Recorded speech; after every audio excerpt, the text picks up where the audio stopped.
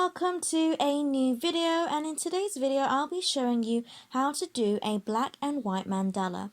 So I won't be adding any colors but simply only using black ink so that I can show you the basic steps to drawing your own mandala. Okay, so for this you'll be needing a compass, a thin point black pen, a thicker black pen to color in large areas, a pencil, a ruler, a protractor to measure out angles, a rubber, and then lastly a small circular object to trace around that is roughly 2 centimeters in diameter.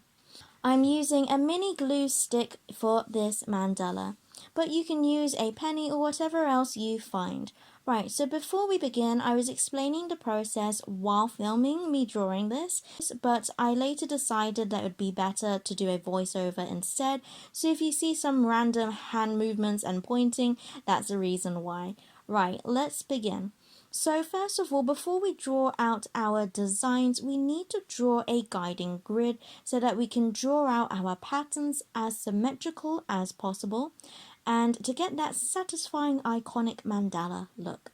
So we want to mark out our center point. You can just eyeball it, or you can measure it out like me by measuring out the height of my page, dividing it by 2, making a small pencil mark of where that is. Do the same for the width, and then where the 2 halfway points meet, you have your center point. Now, taking your compass with your pencil already fitted in, you want the pointy end exactly at the center point. Then adjust the compass so that your pencil is within your page when it touches your page. You can decide how far you want the edge of your mandala to be from the edge of the page. Once you have adjusted your pencil end, then with the pointy end still at the center point, draw out your first circle. Then within your circle, still with the pointed end at the center point, draw 3 to 5 smaller circles within your first circle. I suggest 3 to 5 to start off with as a beginner. Once you move on to a bigger page or you're more confident, you can add more circles. But for now, 3 to 5 is a good number to start with. It doesn't really matter how big your circles are within your first circle, but try and leave enough space between them so that it is easier for you to add your patterns in between each circle. If you are really unsure and want to know the measurements for this particular mandala that I did, the first 4 circles had a gap between each other of 0.5 centimeter to 1 centimeter. And then the gap in between the last 2 circles, which is a little bit thicker, of between 1 to 5 centimeters to 2 centimeters. There is a lot of measuring for this first part, so just bear with me and then we can get on to the drawing part. If you struggle to draw your smaller circle like me, then take your small circular object. For me, it is this mini glue stick. So to make sure that when I trace around the glue stick is exactly in the center more or less, I measure the diameter of the object. Divide it into 2 so you know the radius. For me it was very easy as it was 2 centimeters exactly, so the radius is 1 centimeter. So I took my ruler, I measured 1 centimeter from the center point, and I made a small pencil mark 1 centimeter away from the radius. Then with 2 points across from each other, both 1 centimeter from the center point. Right, so taking your object, place it at the center on top of the center point and find where the 2 or 3 or however many points you made meets with the outside edge of the glue stick. And hopefully it should be at the center of the page. Then you can trace around your small object, creating that perfect circle in the middle. So finally we have 6 circles, nearly done with the guide. Using your ruler, have it vertical on your page so that it is at 12 o'clock, but aligning the edge of the ruler at the center point. Then draw a line to half the circles. Then next we want to divide the halves into 2 exactly. So, using your compass, measure out 45 degrees from your vertical line and divide your circles into quarters. Again, making sure that the 45 degrees and you're drawing your line that goes through your center point. Right, now we want to divide the entire circle into an even amount of sections. I suggest that you don't measure anything under 10 degrees to begin with, as this will mean that your pattern can be quite cramped, but you can double up and have two sections as two halves of one pattern, which I'll get into when we start drawing in our designs. So because I have decided that I want 24 sections within my circles, 360 divided by 24 is 15. So I'm measuring out 15 degrees for the top half of my circles, making sure to line up my protractor with the horizontal line. If you want to make your mandala more simple, then you can have a larger angle, but remember it needs to be a multiple of 360 as there are 360 degrees in a circle. The reason I divided my circle into quarters first is because it's an easy way for me to know if I have measured it correctly across the top half or quarter of my circle. It also helps me to know if it is an even number of sections. Once I have measured 15 degrees all along the top half of my circles, then using my ruler, I make sure that I line up the 15-degree marks that I have made with my center point, and then I draw a line across my circles. This will mark out the first two sections, one in the top half of my circle and one in the bottom half. Then you can do the same for the rest of the degrees that you have measured out, making sure they are all the same number of degrees and the lines are in line with your center point. And that is the guide completed. Finally, on to the patterns part. So, as a beginner, there are several simple common shapes you can begin with, and I have drawn a few on the left side of the scrap paper. These are the basic shapes you can start off with. Then you can add in your simple patterns within them like this. So, on a scrap piece of paper, you can plan out your different designs for each layer of your mandala. Or if you are dividing layers into two, then you can do a few more designs. For my one, I drew 6 circles, but by the end I had 9 layers. So, on my scrap piece of paper, I have put the basic shapes of each layer that I'm going to use. Now, I'm going to show you how I use my grid to add my shapes. So, because I have an even amount of sections, I use 2 sections as 2 halves of my shape, using the line in between as a kind of mirror line so that I can mirror the same lines or curves but reflected on each side, like how you can see me do with this first layer. This helps me to be more symmetrical and neat, making that iconic mandala look. For each layer that I do for this mandala, I do use 2 boxes as one half of a shape. Just quickly before I continue with the video, don't forget to like and subscribe for weekly Saturday beginner watercolor and drawing tutorials. And feel free to check out my portraits, animals, flowers, and other playlists. Okay, back to the video. Right, the next tip is that when building up your layers, you need to place one shape in between 2 shapes in the layer below, just like how you have with layering Lego bricks or scales, so that it looks like this. As we always start from the center and work our way outwards. I will be repeating this process for every single layer, so that should hopefully help you make more sense of what I mean with building up your layers.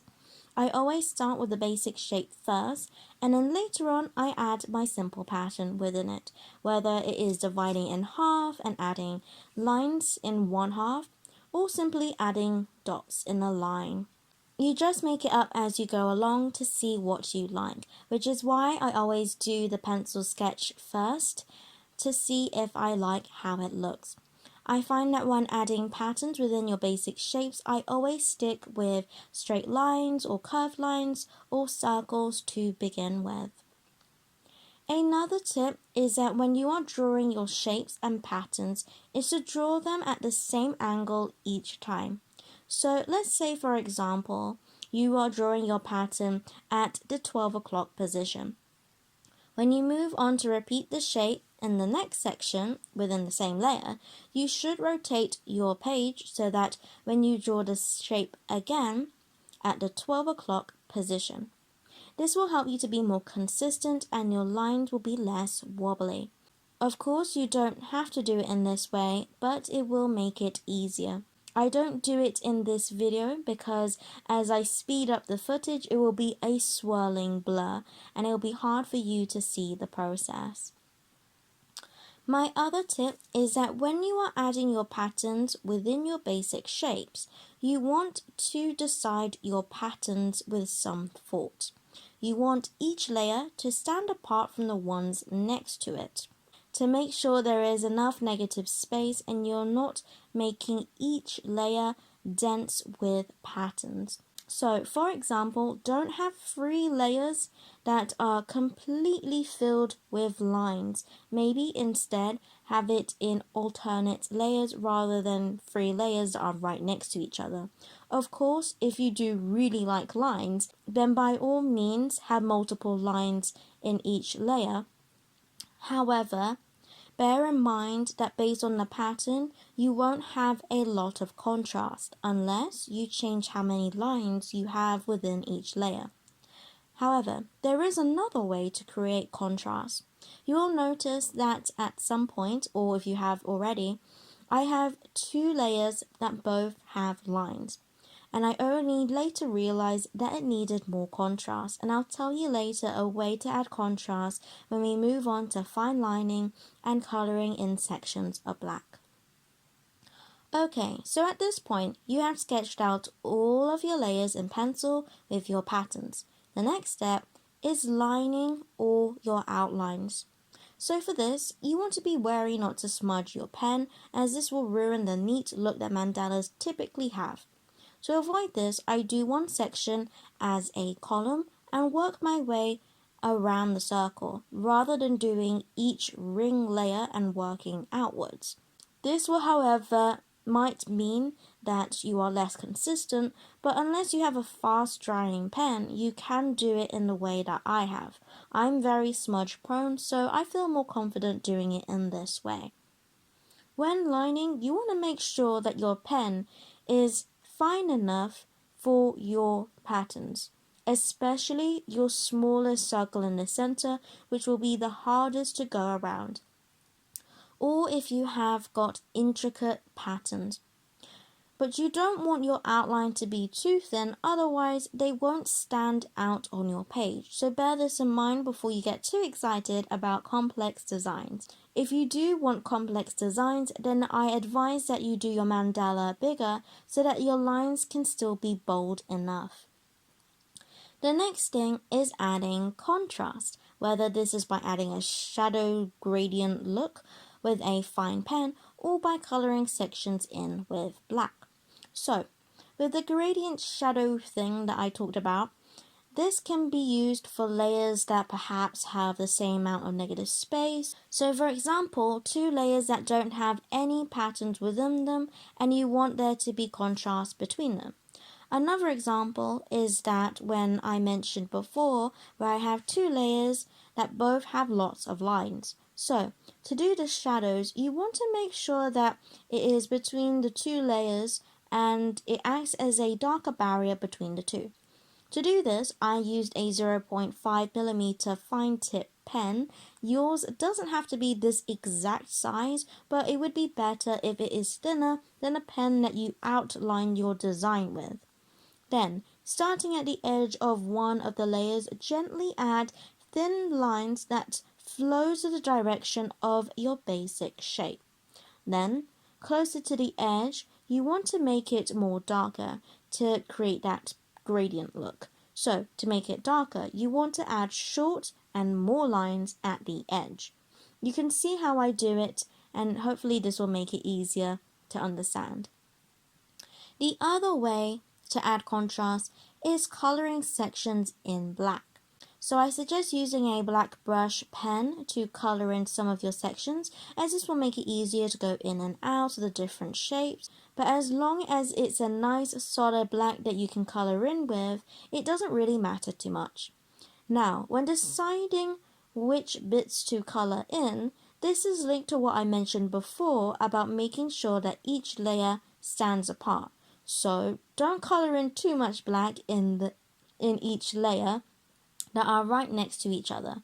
You need to make sure that there is some of the page showing in between each pattern.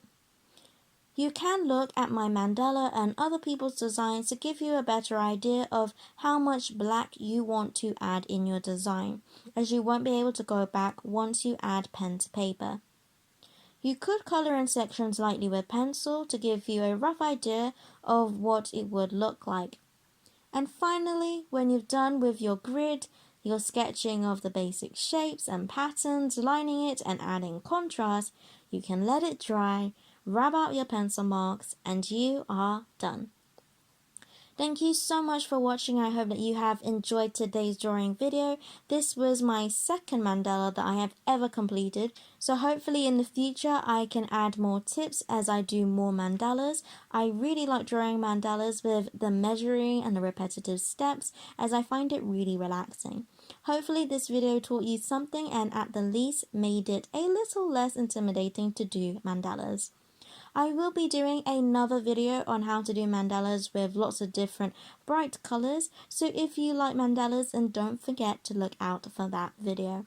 If you like this video and want to see more drawing time-lapses and beginner tutorials, then you can check out my drawing tips and time-lapse playlist. I upload every Saturday with new beginner watercolor and drawing videos, so don't forget to subscribe. I would really appreciate it. And as always, God bless, and I'll see you later.